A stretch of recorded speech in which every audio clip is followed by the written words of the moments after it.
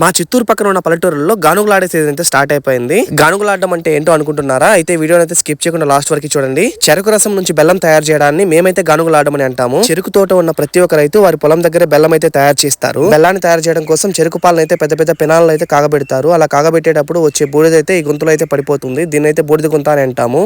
ఇక్కడ మీరు చూస్తున్న ఈ పొయ్యి మీద పెద్ద పెనాన్ని అయితే పెట్టి అందులో చెరుకు పాలు పోసి బాగా మరగబెట్టి బెల్లాన్ని అయితే తయారు చేస్తారు. చెరుకు పాలను మరిగించడానికి చెరుకును క్రష్ చేసిన తర్వాత వచ్చిన పిప్పిని అయితే వాడతారు. పొయ్యి మంట పెట్టేటప్పుడు వచ్చే వేడి అదే విధంగా పొగ అక్కడ మీకు కనబడుతున్న పొగ్గొట్టం గుండా బయటకైతే వెళ్ళిపోతుంది. ఇక్కడ మీరు చూస్తున్న పెనాన్ని బెల్లం తయారు చేసే పెనం అంటాము. దీంట్లోనే మనం చెరుకు పాలు వేసి కాగబెట్టి బెల్లం అయితే తయారు చేస్తాము. ఈ పెనాన్ని సులువుగా కదల్చడం కోసం పొడవాటి వెదురుకరని అయితే ఈ విధంగా ఉపయోగిస్తున్నారు. చెరుకు పంటను సాగు చేసే ప్రతి ఒక్క రైతు వారి పొలం దగ్గర ఈ విధంగా అరేంజ్మెంట్స్ అయితే ప్రతి సంవత్సరం చేసుకుంటాడు. తోటలోని చెరుకుని కత్తిరించిన తర్వాత భుజాల మీద చెరుకులను వేసుకుని వచ్చి ఈ విధంగా క్రషర్ దగ్గర అయితే కుప్పగా వేసుకుంటారు.